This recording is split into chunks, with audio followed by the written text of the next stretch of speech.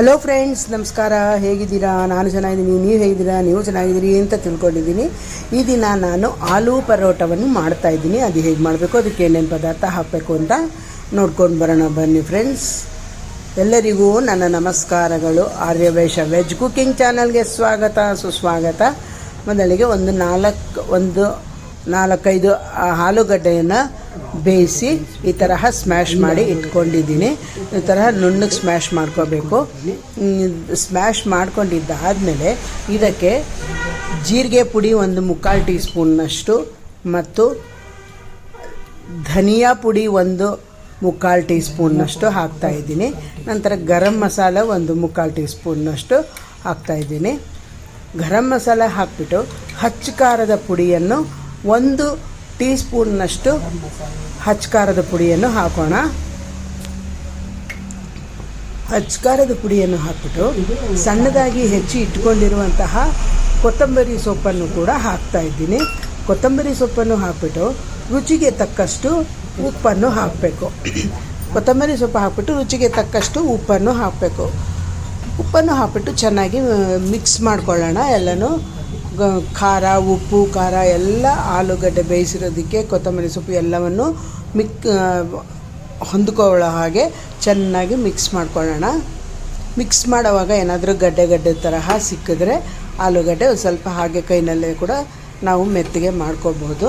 ಇವಾಗ ಚೆನ್ನಾಗಿ ಸ್ಮ್ಯಾಶ್ ಆಗಿದ್ದಾದಮೇಲೆ ಇದನ್ನು ನಮಗೆ ಎಷ್ಟು ದಪ್ಪ ಬೇಕೋ ಅಷ್ಟು ಉಂಡೆಗಳನ್ನು ಕಟ್ಕೋಬೇಕು. ಚಪಾತಿ ಮಾಡೋದಕ್ಕೆ ನಮಗೆ ಎಷ್ಟು ಉಂಡೆ ಬೇಕೋ ಅಷ್ಟು ಕಟ್ಕೋಬೇಕು.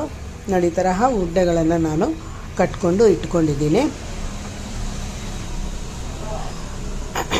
ಇವಾಗ ಉಂಡೆ ಕಟ್ಟಿದ್ದಾದಮೇಲೆ ನಾವು ಚಪಾತಿ ಹಿಟ್ಟನ್ನು ಮೊದಲೇ ನಾನು ಕಲಸಿ ಇಟ್ಕೊಂಡಿದ್ದೆ. ಥರ ಮೆತ್ತಗೆ ಕಲಸಿ ಇಟ್ಕೊಂಡಿದ್ದೀನಿ. ಇವಾಗ ಚಪಾತಿ ಹಿಟ್ಟನ್ನು ಉಂಡೆಯನ್ನು ಮಾಡ್ಕೊಳ್ಳೋಣ. ಉಂಡೆ ಮಾಡ್ಕೊಂಡ್ಬಿಟ್ಟು ಚಪಾತಿ ಹಿಟ್ಟಿನ ತರಹ ನಾವು ನೆನೆಸ್ಕೋಬೇಕು.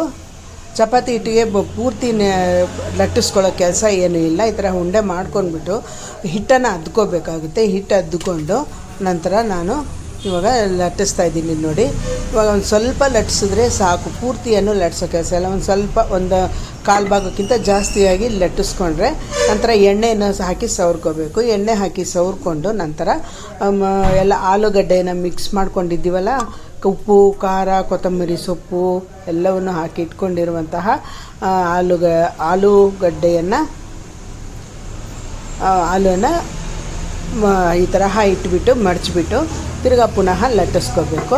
ಲಟ್ಟಿಸ್ಕೊಳ್ಳೋವಾಗ ಹಿಟ್ಟೇನಾದರೂ ಬೇಕು ಅಂದರೆ ಒಂದು ಸ್ವಲ್ಪ ಅದ್ದುಕೊಂಡು ಹಾಗೆ ಲಟ್ಟಿಸ್ಕೊಂಡ್ಬಿಡ್ಬೋದು.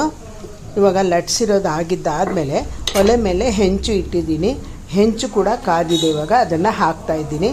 ಅದನ್ನು ಹಾಕಿಬಿಟ್ಟು ಒಂದು ಕಡೆ ಬೆಂದಿದ್ದ ಆದಮೇಲೆ ಎಣ್ಣೆಯನ್ನು ಹಾಕಬೇಕು. ಇದನ್ನು ಇವಾಗ ತಿರುವಾಕ್ಬಿಟ್ಟು ಎಣ್ಣೆಯನ್ನು ಹಾಕ್ತಾಯಿದ್ದೀನಿ. ಎಣ್ಣೆ ಹಾಕಿಬಿಟ್ಟು ಆ ಕಡೆಯೂ ಕೂಡ ಸ್ವಲ್ಪ ಚೆನ್ನಾಗಿ ಬೇಯಬೇಕು. ಅದು ಬೆಂದಿದ್ದಾದಮೇಲೆ ಅದನ್ನು ಕೂಡ ತಿರುವು ಹಾಕಿಬಿಟ್ಟು ನಂತರ ಆ ಕಡೆ ಕೂಡ ಎಣ್ಣೆಯನ್ನು ಹಾಕೋಣ. ಎಣ್ಣೆಯನ್ನು ಹಾಕುವಾಗ ಮೊದಲು ತಿರುವು ಹಾಕ್ಕೊಂಡಿದ್ದ ಆದಮೇಲೆ ಎಣ್ಣೆ ಹಾಕ್ಬಿಟ್ಟು ಮುಂಚೆನೇ ಎಣ್ಣೆ ಹಾಕಬಾರ್ದು. ಇವಾಗ ಎರಡು ಕಡೆನೂ ಬೆಂದಿರೋದು ಆದಮೇಲೆ ತೆಗೆದ್ರೆ ಆಲೂ ಪರೋಟ ರೆಡಿ. ಈ ವಿಡಿಯೋ ನಿಮಗೆ ಇಷ್ಟ ಆದಲ್ಲಿ ಲೈಕ್ ಮಾಡಿ, ಶೇರ್ ಮಾಡಿ, ಕಮೆಂಟ್ ಮಾಡಿ. ಮತ್ತು ಈ ಆರ್ಯವೈಶ ವೆಜ್ ಕುಕ್ಕಿಂಗ್ ಚಾನಲ್ಗೆ ಯಾರು ಸಬ್ಸ್ಕ್ರೈಬ್ ಮಾಡ್ಕೊಂಡಿಲ್ವೋ ಅವ್ರು ಸಬ್ಸ್ಕ್ರೈಬ್ ಮಾಡ್ಕೊಡಿ ಅಂತ ಹೇಳ್ತಾ ಇಂದಿನ ವಿಡಿಯೋನ ಇಲ್ಲಿಗೆ ಮುಗಿಸ್ತಾ ಇದ್ದೀನಿ. ಮುಂದಿನ ವಿಡಿಯೋದಲ್ಲಿ ಭೇಟಿಯಾಗೋಣ. ಈ ವಿಡಿಯೋ ನೋಡಿದ್ದಕ್ಕಾಗಿ ತುಂಬ ಧನ್ಯವಾದಗಳು. ಆಲೂ ಪರೋಟ ರೆಡಿ.